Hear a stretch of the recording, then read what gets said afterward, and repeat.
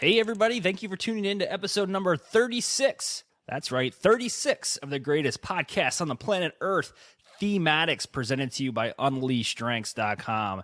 This time we had the pleasure of interviewing Mr. Ryan Houmand. I hope I said his name right. I butchered it up, I think, before. But either way, Ryan's an awesome guy. He's an awesome strengths coach, and he's just an all-around funny dude. You'll hear me reference following him on Facebook and kind of laughing at some of the stuff that he posts. But we'll talk about a variety of different things, how Ryan uses strengths in his new business, Qwerke. That's Qwerke, pronounced Qwerke. How he's been using the Q12 Gallup survey in the workplace to measure employee engagement.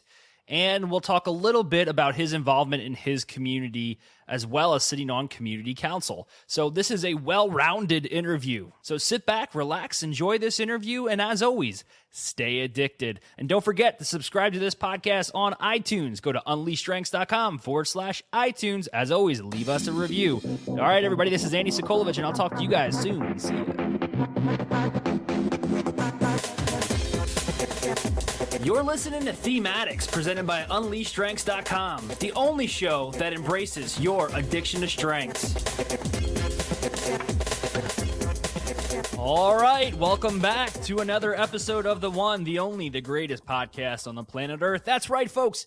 Thematics. My name is Andy Sokolovich. I'm a Gallup certified strengths coach and the owner of a coaching practice nestled right here in a small Midwest town right along the Mississippi called Clinton, Iowa. I'm a coach for hire, working with organizations to enhance employee engagement, boost recognition, and increase overall job satisfaction.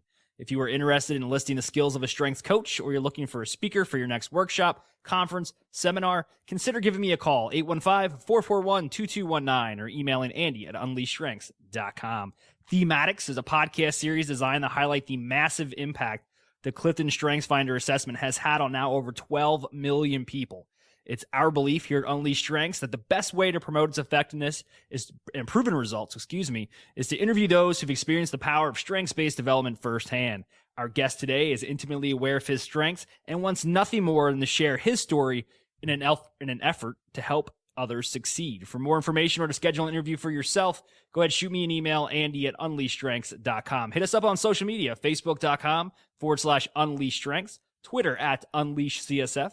You can subscribe to our RSS feed and iTunes on our links that are posted all over UnleashStrengths.com. I do ask that if you listen to us on iTunes, after you're done consuming this show, you go ahead and you give us a positive review. It really helps our show grow. As always, my co-host is the one, the only, the beautiful, the talented Grace LeConte. She is the owner of LeConte Consulting. You can find more information about Grace at LeConteConsulting.com.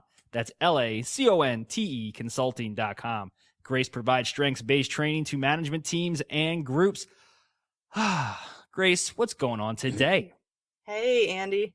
Actually, not much. It's Friday, and we are so excited to be talking about a lot of things to do with strengths and possibly politics and community involvement today. Is that right? Yeah, we're gonna cover a whole bunch of different topics today. I'm excited. I'm so excited. Yeah, that's something we haven't really covered before, so this is going to be a great show.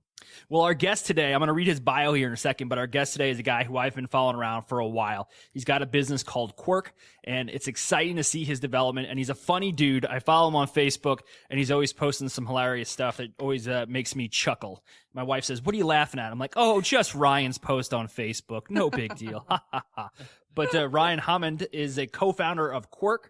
Qwerke builds the world's most engaged, high-impact organizations.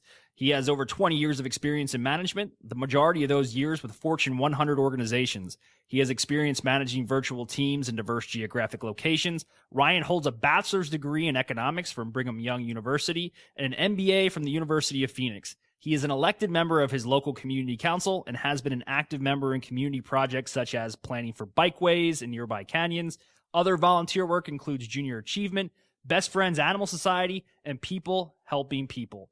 During the winter, Ryan teaches snowboarding at Park City Mountain Resort. He lives in Salt Lake City with his wife, Jennifer Loomis, and has 4 kids ages 24 to 17. Ryan, how's it going? Introduce us a little bit to yourself outside of your bio and tell us your top 5. Thanks, Andy, and thanks, Grace. It's good to be here.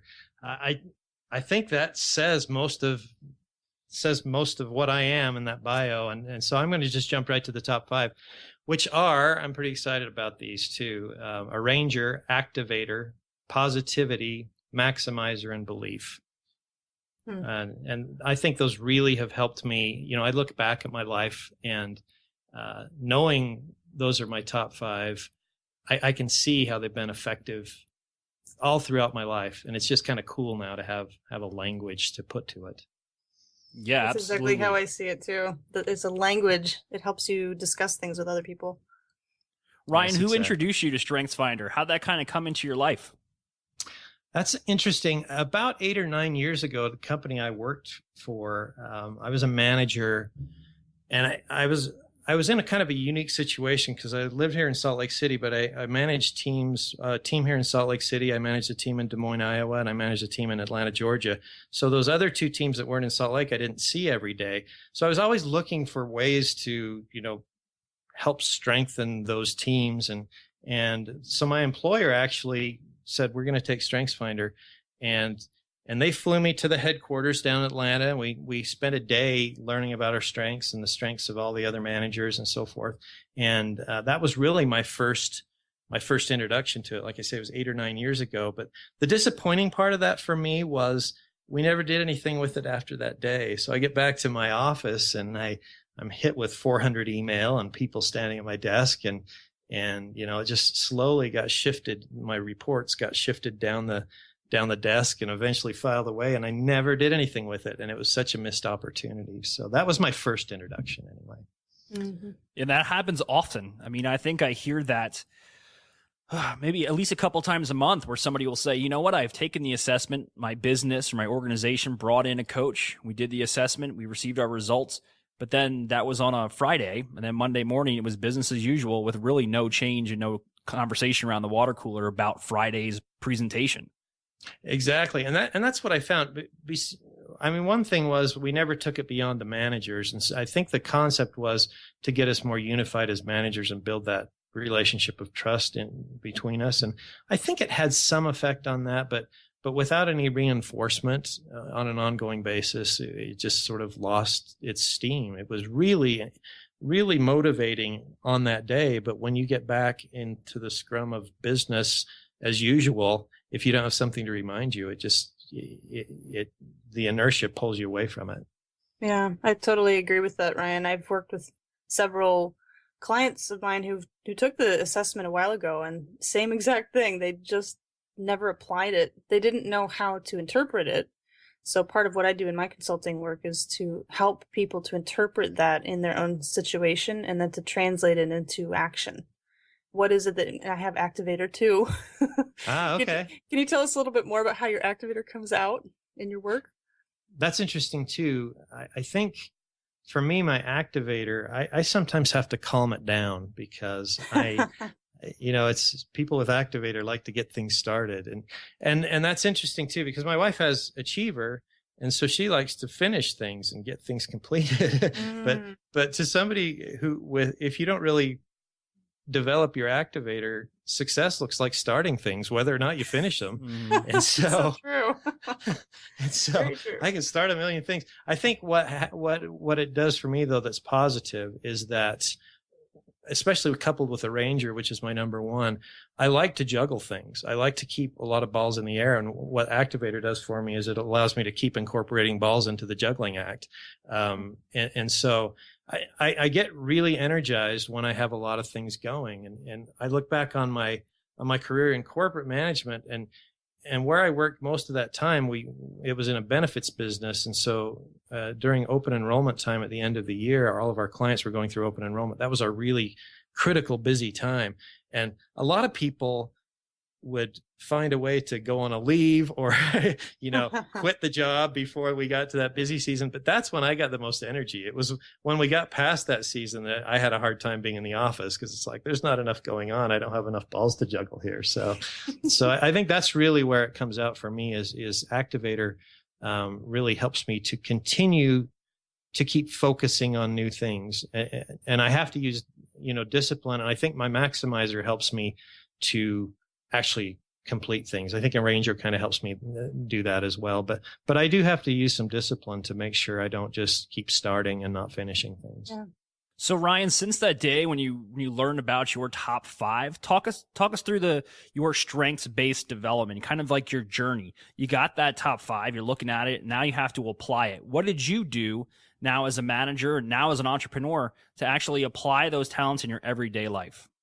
Okay, that's a great question. I think for me, that story I gave before, I kind of had a hiatus, or maybe a blackout, for lack of a better term, in my strengths journey. I think I think you still do it because they're your talents, but it isn't deliberate if you're not focusing on, like we say, the language of strengths. And so I can see how I was still making some progress, but I really didn't look at it for several years. And it was in the spring of 2014, so just a little over a year ago, that I was starting this business, this consulting business. And I thought, what are some tools I can use to really help me do this? Because I have my education, my experience, and I know some things that I can do, but what's a tool I can use? It was actually my wife who reminded me of StrengthsFinder. And so I just decided to retake it because it'd been so long. So I actually don't know what my top 5 were from the original one, because once I got these, I thought, that's good. That's all I need to know. I don't want to get confused by anything. So I haven't looked at those originals, but back in 2014, I retook it and I thought, wow, this is really, I'd forgotten how close to me this really describes things. And then as we were looking at it, we bought a coaching kit because we thought, well, this will be a good tool to incorporate into the business. But then we saw we were just like 3 weeks away from the next accelerated coaching class that Gallup was doing in Irvine, California. And we thought, wow, we could do that. We could drive there and and make a little vacation out of it. And so we did it. We just said, okay, we're gonna get certified, and we did, and we've really folded it into our business. And I think, interestingly, when we first got certified, well, first of all, we looked at that and we thought, wow, at that point, there were probably way less than 300 certified coaches in the world, that were independent like this, and at least on the coaches directory. And we thought, wow, and there's nobody else in Utah. So we thought, as soon as we get that certification, people are going to be calling us like crazy. We'll have to be saying no because we won't have enough time. It doesn't really work out that way, but we actually have gotten some business off of the coaching directory. So it does work, but the phone wasn't ringing off the hook like we thought. And the interesting thing is that I've discovered with strengths is it's a great tool to enhance what you're already great at. And so what I found is, as I started leading with StrengthsFinder and saying, this is my business, I'm a StrengthsFinder coach. But as I started getting in and having conversations with people in networking situations, or getting into to pitch to businesses, when I started, it was StrengthsFinder that got me in the door. But when I started to actually talk to them, it was all the stuff I'd learned as a manager and all this experience I had.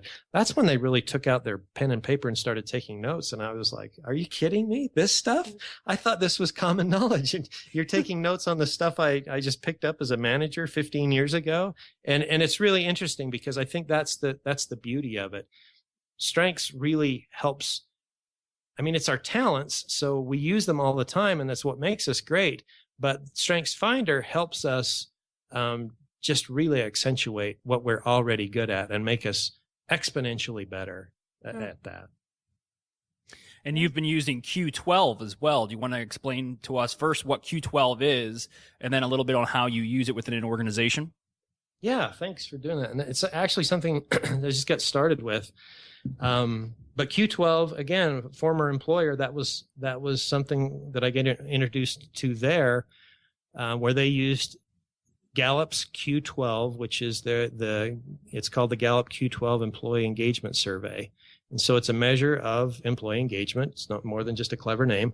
But it's based on 12 elements of engagement. And it's 12 questions, really, that Gallup has over 30 plus years of research found to be the most predictive questions you can ask when it comes to employee behavior and what they're going to do and measuring their engagement.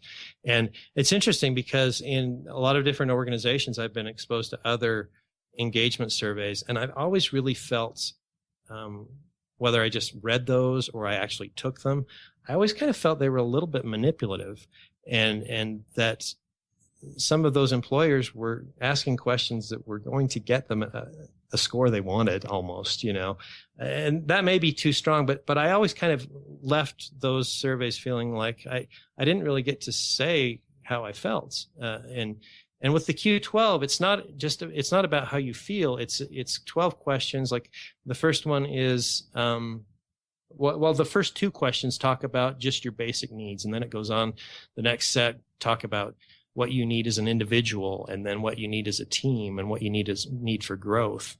And these questions are really great. And like I say, they worked with over 80,000 managers over a period of 25 years and they took recorded interviews that were an hour and a half each with these 80,000 managers. And then they dissected them all and boiled down what are the best questions to predict engagement. So I've actually just started using it, just sold it to a new client, and we're using both the Q12 and StrengthsFinder throughout their entire organization. We started with coaching the CEO, and then we had a little mini group session with regard to StrengthsFinder with their group, or with his group. And then now I've started coaching the executive team, and then we're going to just kind of cascade it all the way down out to the frontline employees.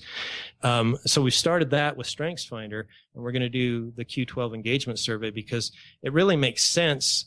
It's a great way for a client or an organization to be able to see where are we before we get too far with StrengthsFinder, and then what kind of an impact has StrengthsFinder had.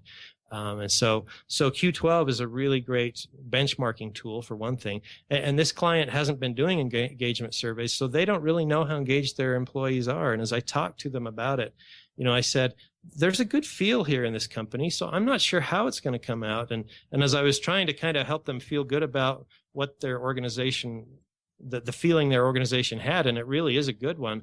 One of the executives stopped me and he said, yeah, but that's not a good measure of engagement, how it feels.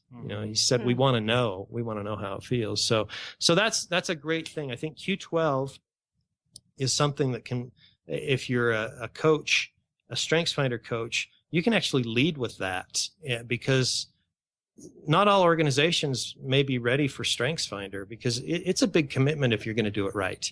Mm-hmm. But they may have problems that they're trying to get to the bottom of. And you can ask questions like, well, we're bleeding employees. They're leaving us left and right. And, a simple question of, well, do you know why that is? Can really start a great conversation, because I think when they really start to boil it down, they'll throw out theories, but they don't know. And that's the beauty that Q12 can bring to that conversation is, well, I think we can point to some specific things if you take this assessment. And it's great because it's not very expensive to get into. It's just Gallup, it's one of those Gallup products that anyone can buy and do it in a self-service fashion. It's $15 a person. So it's not a big investment that way. Yeah. Ryan, I actually specialize in staff engagement, especially with healthcare groups and teams. So my background is in healthcare management of 8 different types of healthcare facilities. And I have both experienced the employee side of that and the management side. And engagement is very, very hard to measure. It's also very hard to describe. If you ask 100 people to describe what employee engagement is, I'm sure you would get 100 different types of answers. And I think most of those answers would come from each individual person's strengths perspective. Have you ever thought about it that way? That engagement for an employee, if they define it, it's from how they see the world with the strengths that they already have. They can't define that until they hear about this more. But I found that even the process of talking about the purpose of engagement and what we do to increase that comes from individual strengths rather than necessarily from a whole picture. Does that make sense? Right. I agree with that. And I think That's a great insight, because I think that's one of the things that, especially the Q12 elements, the questions that they ask, they're kind of quirky, and like I guess have you a like best, that word, right? yeah, I do. Kind of quirky. Exactly. They ask things from an interesting perspective. It's not questions about your manager directly or things like that. It's things like, I have the materials and equipment to do my job right. It's just some of those basic things. And I think, again, it really does, what your point, it does have a lot of perspective. There's a lot of perspective behind it, and what are your strengths, and what are your needs too. Everybody's got different needs. And so, I think you can find some variation in that definition for sure. Hey, Andy, did you use the Q12 with any clients yet? We discussed this in the past, but have you actually used it? I have not, no. And I really would like to. I mean, prior to the show, hitting the record button, Ryan and I were kind of talking about this, and it's something that I'm really into. I mean, I bought the book. Engagement for me is huge, because disengagement is why I left the military. I did 11 years active duty. And I think to define engagement is to say to somebody, do you feel like what you bring to this organization helps them reach their goals? Do you feel what you bring to this organization is mission critical? And if your answer is no, which a lot of employees will say no, I mean, they could combine two positions and somebody could absorb my job, or they could create a system to take my job. I don't feel like I'm really involved in the overall course of action moving forward to a determined goal or a mission effectiveness. And that's when I realized, like, man, I'm not engaged. And that's when the military, I felt like, do they want me, Andy Sokolovich, or am I filling a void in a position that needs to be held by a certain rank? And you can only do that for so long, where you feel like you're just there. You're just a heartbeat that has a special skill, until eventually you become totally disengaged, like I did. And then you start seeking for that back door. You look for a way out. And that's why I left the military. It's a great organization, perfect for Homeland Defense. I mean, the way that they do business and the process they design their leadership structure around, perfect for what they do. But for me, I became totally disengaged, and it was no longer self-satisfying. So yeah, so employee engagement is huge with me. But to answer your question, no, I have not used it professionally and within another organization as a coach. Yeah, Ryan, I can't wait to hear the results of your work with this new client, or the client that you're rolling out Q12 with. Is there any possibility you'll have a case study at some point? I am going to try and gather as much data as I can, and just really take as great a diary and notes as we go along the process, so that I can share this. Because just to talk about the before and after would be fantastic if the client's willing, or if you can ask them for permission and just not share their name. But that could be really helpful to those of us who haven't used this tool to see kind of how it works in real life. Absolutely. I want to share as much as I can about that, because I really do believe, like you say, Andy, I think engagement, and Gallup has data to back this up, engagement drives every meaningful metric. I mean, you can see when you read the State of the American Workplace, their top quartile versus bottom quartile engagement, the companies they've got in their database, just the differences between that. It's just amazing. And it tracks it tracks against productivity, profitability, customer satisfaction, retention, workplace accidents, shrink in retail. So it's everything most businesses are going to worry about is driven by engagement. So it's great, Grace, that you are, that's your passion, and you're behind that in your business too, because I think it's a message that needs to get out there. And I think a lot of business leaders think of engagement as just a fluffy thing, and so you have to show them that no, there's hard data behind why engagement is why you are or are not successful. It really is it's the beginning of most things that they do. Can I just mention something real quick? Yeah. One of the things I'm so excited about with my working with clients, and I'm actually producing a teleseminar to talk about strengths with harmonious teams. There's so much out there. There's a big need to be filled in helping management teams to understand how their employees are engaged. And something I'm super excited about is recognizing the role of millennials in all of this. I have talked to so many executives and managers who are Gen X, which is my generation, although I kind of bridge the gap between the two. Some of them are so frustrated by managing millennials that they refuse to hire any more. And I know that's technically illegal to do. I'm not going to share names, but they are just so frustrated with how they do not understand the values, the motivations. They don't know how to get them to work harder, or they just don't connect at all. And I've talked to so many people in Gen X, the Gen X generation, which is from about 65 to 1980 birth year, that say that they just cannot connect with millennials who were born between about 1995 and 1980. Have you heard of this at all? Is this you have children who are kind of in the Gen Z category, the college age and younger. Right. But have you seen this phenomenon happening with engaging millennials is one of the hardest things that managers are finding to do? I think you're on something really big there. And it's something we have to get good with. We have to get used to. They're going to be the biggest generation. They already are. Okay. It just happened. It just happened that they just surpassed Gen X in workforce growth.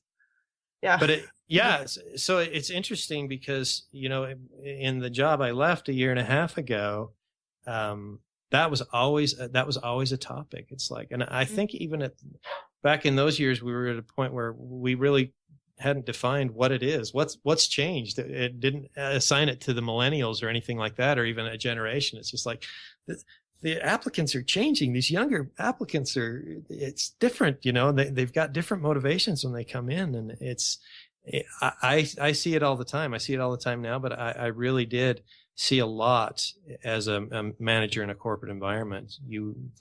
Over the years, I interviewed hundreds of people for jobs. And it's just, as I look back on the change in the applicant force that I saw, it was just amazing. But I think you're onto something really valuable for organizations if you can help them start to get over their anxiety about millennials, because they offer so much, and they offer so much of a more, I don't know, it seems like a healthier perspective to me, because it's I feel driven like by advocate. altruistic stuff. Yes, exactly. So true. Like, I love to translate and kind of interpret how valuable the millennial. It's a whole generation, so you can't make huge generalizations that apply to everyone. But I think there is so much value in how millennials see the world and how they work. They don't work to work; they work to contribute to bigger things. They work because of a motivation that, once you define that and you can fit them into that in your company, they will work harder than any other employee. They just have to have a reason to work for you. So that's one of the problems I think a lot of organizations are having. And I think so it's a great topic. Yeah. Yeah. And some of the organizations that are like bigger and older and having a harder time changing, I think they're the ones that are going to really bear the brunt if they don't learn to shift and pivot toward the millennial generation, because you can't have those same old motivations. You can't talk to a profit and loss statement and think it's going to motivate most millennials. It just doesn't. Actually, money just really doesn't, in some cases. It doesn't motivate as much as meaning and experience. Exactly. So if that's what you're building your business on, and we do this because it's profitable, well, that's not even the vocabulary. So it's just really interesting. I think that's a great thing you're doing. I think there's a lot of need for that right now. Thank you. All right. I'm sure Andy wants to reel us back in, right, Andy? Yeah, absolutely. So Ryan, you get your top 5, you become strengths aware. Now you're trying to aim them. You've become an entrepreneur, but talk about how you've been able to aim your strengths in a direction that helps the entire community. For me, one of the things that I've really liked to do, and maybe I am channeling millennials again to transition, is when I got out of my corporate environment and sort of looked at asked myself, what do I want to do with the rest of my life? The first thing I started to do was volunteering in a lot of places and getting involved in some things. And I started thinking, well, what am I good at? What can I do? I'm not a plumber, or I'm not I can't go fix people's pipes or fix their car. I'm not a mechanic. I've been in the service industry for all these years. Do I do anything well? And so then I started thinking, well, what I'm good at is helping people further their careers. And so I started thinking about, could I be a career coach or something like that? And as I was going through this process, I started volunteering in different places. I started volunteering at a place that helps women who've been on public assistance get off and get jobs. Mm-hmm. And so that's one area. So I could use my strengths, because I've always felt like I used my strengths to do that with my teams when I was a manager in a corporate environment. And so I thought, if I can translate that over, I can help these people in the community. And it gave me opportunities to meet a lot of different people. And eventually it gave me an opportunity to run for my own little community council in my little community here outside of Salt Lake City. And I got elected, and I was so surprised, wow. But I did.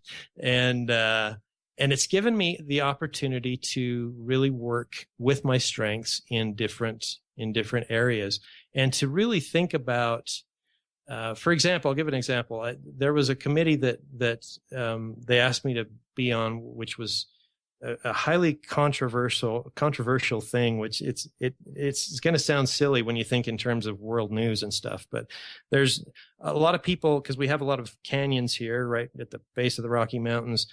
People like to ride their bikes up the canyons, and there's always this motorist cyclist conflict, and one of the things was to get bikeways in one of the canyons, and it was really good to go and hear all of the different sides of that, because the first thing I thought is, well, we just need bikeways. I don't see if that's going to solve the problem. We just need to get those bikeways. But to hear all the other constituencies come in and say, well, we need to be conscious of the environment and what we're doing to the canyon if we widen the road up the canyon and all of these things. And I thought, wow, it really helped me. I think my maximizer came out to really look at what is the entire situation here, look at the entire picture, and how can we get from what we have now to the best possible solution.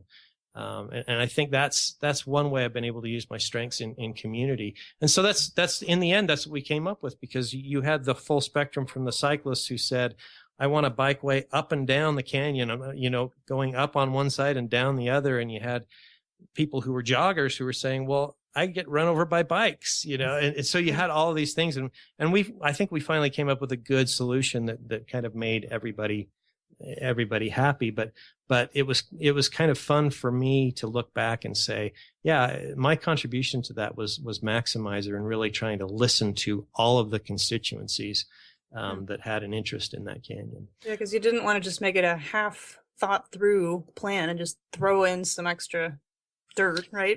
Exactly. You wanted it to be the best bike lane. And did you have a bike lane and a running lane, or how did it end up looking? No, it actually ended up that there was enough space to pave a little more in most of the canyon without having an environmental impact to it. There was enough shoulder area and to just take it up one side. But then we did things like, adding watch for bike signs and things like that. We worked with the Utah Department of Transportation extensively and things that they suggested as well. And then an organization called Save Our Canyons to make sure they were okay with the things we did. And so it got done this summer, and they widened it out a little bit, and the cyclists are a lot more happy, with what they have. And when it came down to it, even the cyclists couldn't agree, because they said, well, when I come down the canyon, I want to go 45 miles an hour on my bike. I don't want to be restricted to a 4-foot lane. I can't stay in it, so they wanted to go with the traffic. So it was really interesting to hear all those things. But yeah, my first instinct was my activator saying, if we need bike lanes, let's just do bike lanes. I that's had exactly what I was thinking. I was thinking that's the activator. Yeah, exactly. Just get it done, man. Yeah. Why are we having meetings? Thank goodness we can take a step back and realize that not everyone sees it that way, right? That's right. Yeah. And it's important. I always say, strengths lubricates communication between groups. Doesn't matter who it is. And I think it's ever so needed in politics, because I was listening to I was listening to a podcast the other day, and it was a gentleman who is president, I believe, of some national chamber organization. He said, committees and task force seem to get created so that nothing gets done. And it's so true that how many times have you sat within a committee or a task force or a group of people and they're all like-minded and nobody's willing to take action to do anything. They all have amazing ideas, but there's that arranger is not there, that achiever is not there. There's nobody with discipline. It's just a bunch of idea folks. I would not be able to sit still. Ryan, would you sit still and just go with the flow, or would your maximizer be like, I need to say something? Yes, I need, and the activator. An activator, right? Let's not just keep meeting about this. If it's not going to come to some end, then let's go do something else. So yes, I agree. That's a great point, Andy. Yeah, and I think too, it's great that we can define. But like, for example, I have ideation, input, and futuristic, 3 strategic thinking themes. And I could never understand why in the world I can't not say something to kind of rev people up or get them to think deeper. Ah, yes. And that used to come out with frustration and kind of aggression. And it's not a good combo when you're in a conservative part of the US to have a kind of aggressive girl or woman, running around, not very well accepted. So it wasn't until many years later that I finally had a chance to look at this and accept that this is how I see things. I don't have to be aggressive in the way that I present it, but I also can't shy away from confrontation when it needs to be said. So I've really accepted that sometimes things need to be said. And it's important to just own the fact that I want to help defend things and help people move forward. And I need to be cautious of how they receive it, but I'm not going to back down and forget that that's my mission. So I'm sure your belief can agree with that, right, Ryan? Totally. Yeah, that resonates with me. All the things you were saying. Yeah, I agree. That's really cool. Mm-hmm. So Ryan, you're sitting in an office behind somebody that has just taken the assessment. They print out their report, they're looking at the results, and now they turn to you and they say, now what? What advice do you give them to really kickstart that strengths awareness, or I guess kickstart their newfound journey to become more strengths aware? Yeah, I think the advice I like to go with the most, which I found is most effective, is just to get them to read it more than one time and do a lot of us as coaches have people highlight the things that resonate with them, which is interesting. When more experience I have with that, I think maybe we should have them highlight the things that don't resonate with them because they end up highlighting the whole report. But to really digest that and then interestingly, those things that may not resonate with them, I tell them to go to their best friend or their closest loved one to ask them about it, which is what happened to me. My number one arranger, I think what I found was it was so second nature. It just did not, the whole theme didn't resonate with me when I read it. And but it was my wife who said, "Oh, yes, it does."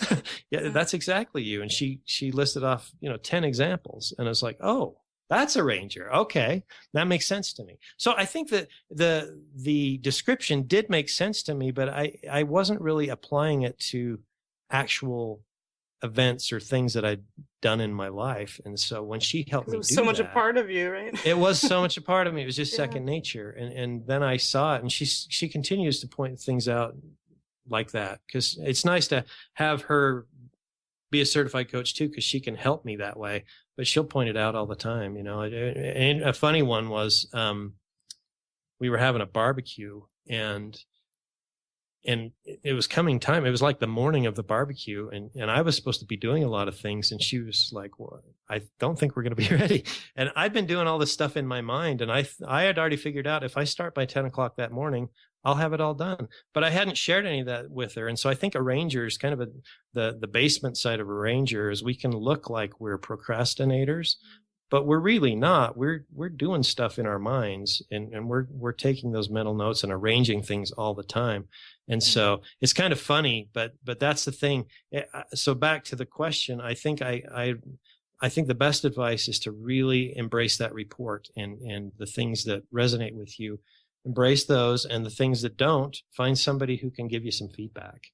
Because and I think a coach is a great way to do that, because that's one of the things, somebody asked Eric Schmidt, the CEO of Google, what was the best advice he got? And it was to get a coach. And one of the things he said in that interview was, one thing people never do well is seeing themselves as other people see them. And so I think that's really the value of a coach, or even just feedback from a loved one if you're not going to go the whole coach way. We kind of had a similar conversation yesterday after we had one of our interviews, and we were talking about holding ourselves accountable. And that's something that I need. Grace has been kind of that person for me for the last couple of years, along with my wife, is holding me accountable. Because I'll say because I'll come up with ideas. I'll have it planned out in my head. I'll tell you how it's going to impact you in the future, but then I have to implement it. And there's times where I just get completely distracted and it doesn't happen. So I need that person to hold me accountable. And it kind of relates to what you were saying as a coach or as anybody, mentor, whatever it is, trainer, have somebody hold you accountable. And I was listening give them permission too. That's the other thing. Those of us who have, I have these strengths that make me want to jump in and take action to make things better and improve the world. But if people don't give you the permission to do that first, which I made that mistake several times, it's a disaster. They don't see it the way that you do. Maybe you've moved ahead in your brain, but especially with futuristic, I think in the future a lot. Yes. But it sounds like, Ryan, you would strongly advise that in using a coach, that's kind of an implied permission for them to keep you accountable and to show you things that may not be comfortable, but that are so important in order to make change happen, right? Right. I agree. And that's my point exactly. I think you need, I think a coach is a great way to do it because they're going to be focused on helping you get better. Mm-hmm. And if you're not going to do that, get some sort of accountability partner that you've got to, report back to on how things are going and give them the permission for them to check up on you. That's the thing that it's like, sometimes it's like, well, I'm going on a diet, but I don't want anybody to know because then then they might ask me about it when I've got Oreos stuffing in my face or whatever. So. Not that you've ever done that, right?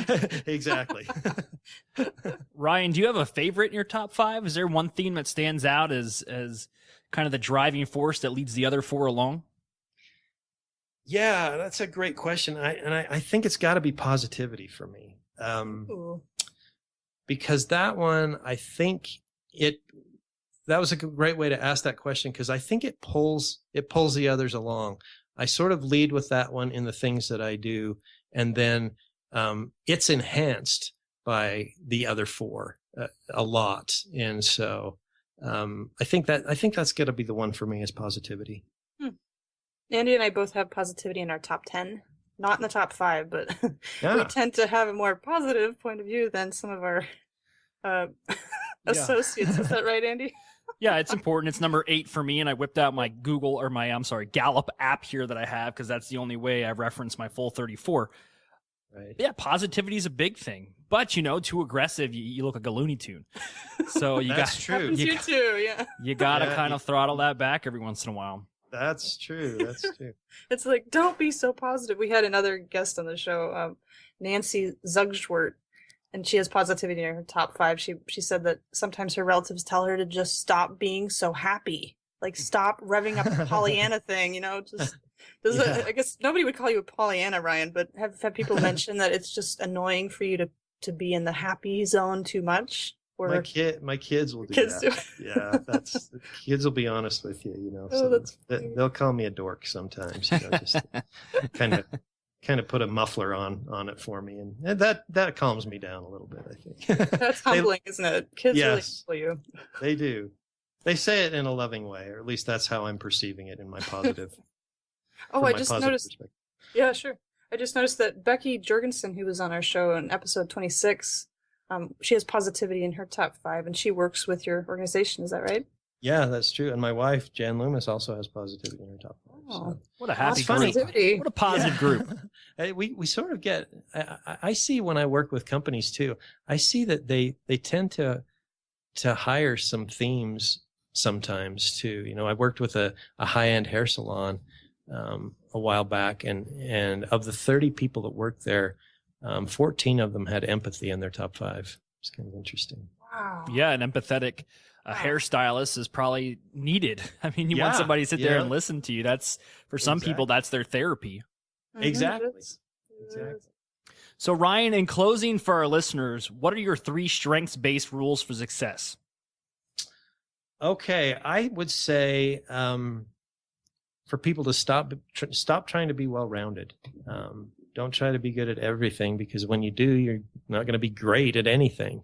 And that's one of the things I always try to impart. And when I'm coaching or presenting to anyone is be good at what you are. Be the best you can be, instead of comparing and contrasting and trying to be somebody else. Be the best you can be. I think another one is, look to others who use their strengths and are successful. Look at those famously successful people. They're probably using their strengths. They're probably not trying to do things that they're not good at. And then don't be afraid to follow and pursue your passion. Find that thing, look back on that time. This is a question I would ask people sometimes in job interviews too. And I do it now when I'm talking strengths with people. I'll say, look back at a time when you were in that flow, where you were great at something and you were energized while you were doing that work. I've yet to find somebody who can't do that for me. They can't find a project or a school project or a work project or an actual job they had that they say, yeah, I just rocked this, and they can talk for hours about it. So I think people need to follow those inclinations, because that's where their strengths and their talents lie. Your first rule for success, or strengths-based rule for success, always reminds me of one of my favorite quotes. And you always see quotes out there by all these really amazing people and leaders, but I love a Dr. Seuss quote, and it's, "Today you are you. That is truer than true. There is no one alive who is youer than you." And I put that everywhere. I love that. It's all around my office, and it's a goofy little rhyming, but it really makes you realize that, what, you are you, and nobody can emulate that. I love Dr. Seuss, man. I've got some Dr. Seuss quotes rolling around in my head all the time. So Ryan, for our listeners, how can people get in touch with you? Where can they find you? Website, and then tell us a little bit about Qwerke. And before we close this out, we got to know, where'd the name Qwerke come from? Okay. Yeah. So you can reach me at Ryan, RYAN, at QWERKE.com, Ryan at Qwerke.com. And yeah, so the email, that's the email address. The website is Qwerke.com. And so the story, Qwerke, when we were trying to think up a name for the business, Jen and I both, we've always been kind of quirky people. We've been kind of, square pegs and just kind of having fun with life. And so we actually were sitting around the living room with our laptops trying to figure out, well, what's a good domain name if we're building this business? Mm-hmm. So of course, Qwerke spelled correctly, was taken, and Qwerke was taken. And we went through several iterations until we found QWERKE, and that was a domain that wasn't taken. So we used that one, but it was really behind the whole thing is that we're quirky and we want to do things a little bit differently. And so the pronunciation of it, I always have to kind of put in parentheses, pronounced Qwerke, because people will call it quirky, and that's okay. But I just kind of like when we said Qwerke, it just had a ring to it, and we want to build something iconic. Sometimes I'll ask, well, when people say, what does Qwerke mean? It's like, well, what does Google mean? And so we wanted something iconic, but also that had some meaning behind just kind of who we are and kind of the off-base organization we're trying to build here. That's great. Amazing. Grace, you have any last-minute questions for Ryan here before we bring this in? Yes, real quick, Ryan. I also volunteered with Junior Achievement last year in Sioux Falls, South Dakota. I had a wonderful experience. It was actually one of the most terrifying moments of my life, believe it or not, to step into a classroom of 20 junior high kids and try to teach them something for an hour and a half, and then have that switch, next period, teach another class of 20. It was really hard for me. I actually asked them, can you please be easy on me? Because I need your help to get through this. But I had a wonderful experience. Can you tell us just briefly why you would encourage someone to volunteer with Junior Achievement? Yeah, Junior Achievement is a great organization. It teaches people about kids about careers and business. And so I've done it in a couple of different ways. I've volunteered in a classroom like you, and mine was in elementary school, usually to second or third graders, which is interesting. You teach them about a donut business or something, and you're trying to just impart business concepts to them. It's kind of fun. And the other way is, here in Salt Lake City, we have something called Junior Achievement Town or Junior Achievement City, I think. Yes, I've seen that.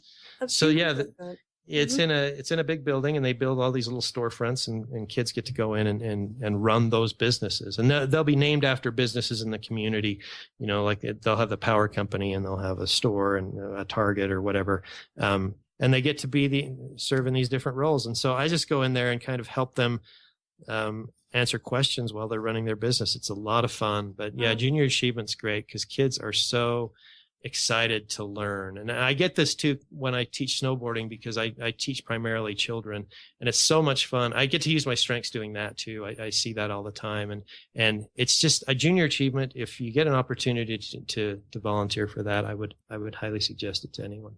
Yeah, even if you're nervous about being around kids, because it's not really as hard as I'm making it sound. It taught me a lot. I really needed to see what Gen Z kids, other than my own kids, are in elementary, but I was curious to see what junior high and high school kids were like, and it really gave me I felt really good about the future after I met them. Exactly. I'm not so nervous now. Yeah, I was so pleasantly surprised, because at first I thought, well, I can relate to my kids, but I can't relate to other people's kids. and they if you go in with the attitude of just really wanting to share with them, they just drink it up. They're sponges, and you'll have their attention. It's a lot easier than you think it's going to be. Thanks for sharing that. Yes, thank you, Ryan, for being on the show. We really do appreciate it. You're welcome back anytime, sir. Thank you. It's been fun. All right, everybody. This is Andy Sokolovich from UnleashStrengths.com and the host of Thematics, along with my co-host, Grace. Say goodbye, Grace. Hello, goodbye. Goodbye. Hello and goodbye. All right, folks. Do you want to subscribe to our podcast, Thematics? Do so on iTunes. You can go to UnleashStrengths.com/iTunes. We just ask that you leave us a positive review. Hit us up on social media, Facebook.com/UnleashStrengths, and Twitter at UnleashCSF. All right, everybody. Again, this is Andy Sokolovich, and I'll talk to you guys soon. See ya. Thank you for listening to another episode of Thematics, presented by UnleashStrengths.com. Remember to embrace your strengths and always stay addicted.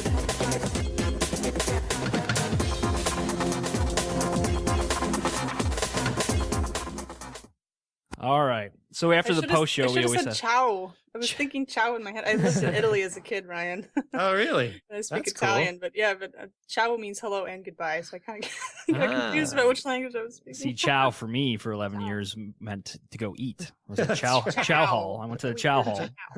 Yeah. That was great, Ryan. Those stories are fantastic. I love the way that you describe things. Oh, thanks.